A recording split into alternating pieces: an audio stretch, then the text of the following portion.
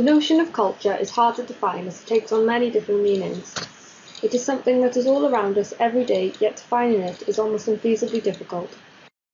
Culture manifests itself in everything from television programs, newspapers and music to institutions, laws, places and the traces culture leaves behind within them, such as sculptures and monuments.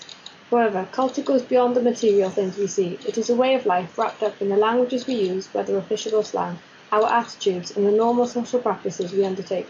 Culture may be seen as a context within which we go about our daily lives, and in this context, the cultural landscape is created through the control, order and use of place. Sauer felt the environment acted as a passive medium upon which the active agent of culture could act to create the cultural landscape. New cultural geographers such as Duncan have since criticised Sauer's idea that culture is an abstract thing working on the environment, but instead felt people were actively engaged in creating culture. It is various cultural groups who create the cultural landscape we observe. Therefore, which cultural group has control of a place and how they use it is key. Space is continually being bounded and bordered by certain groups to create a place with cultural meaning and significance. The question of who controls the space is an essential one to understanding the practices which occur within it. All over the globe, places are contested by different groups for control over them, and those in power have the ability to take and make place. Power comes in many different forms, and often it is the dominating power which makes place, while the resisting power attempts to take it back. Dominating power may be imposed upon us in a number of ways, for example, through physical violence or the threat of going to prison to stop us from doing something, and this dominating power often comes from the state. Domination in society by one group often causes social inequalities for another. In British society, for example, those who dominate tend to be white, middle-class males who exert their authority over the political and economic structures of our state, often at the expense of those from marginal groups such as ethnic minorities. Dominating power, though, is not always so easily identifiable. It is clear that the state has power over us, but sometimes we can unknowingly submit to a dominating power, such as the power of capitalism. As we go about our everyday lives, we are completely surrounded and dominated by corporate capitalism. This is an economic system which is defined by private ownership of the means of production and the never-ending search for profit. Those who own the means of production were described by Marx as the bourgeoisie, and those who sold their labour and effectively drive the capitalist system, the working classes, are known as the proletariat. However, it is more than an economic system. Capitalism has become doctrine in our society. It is wrapped up in everything we do, and we don't even realise it. It is through cultural acts, the exercise of power, that places are taken and made, and in today's world, cultural acts are capitalism. The economic system of capitalism has effectively taken the cultural world and spat it out as a commodity. TV programmes, music, art, sport, and even festivities such as Christmas are all cultural, but at the same time they have become commodities and bring huge profits for those who own the means of production to these cultural commodities.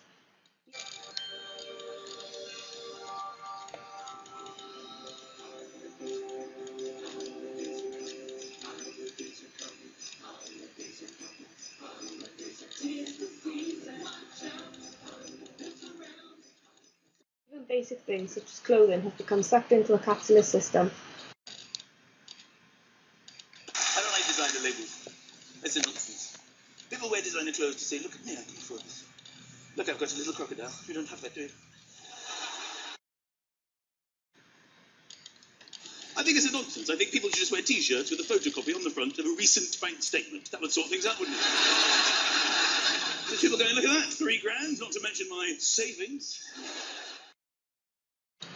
Another example may be sport. Not only do capitalists make a profit from the people watching the sport itself, but through other means such as sponsorship deals, selling all kinds of merchandise, and selling television programming rights.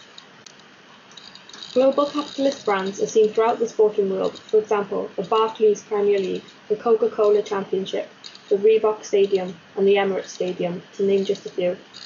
Sport then may be described as a cultural commodity, and often these cultural commodities spread worldwide. This has led to terms such as McDonaldization emerging, suggesting that all culture is now the same due to globalization.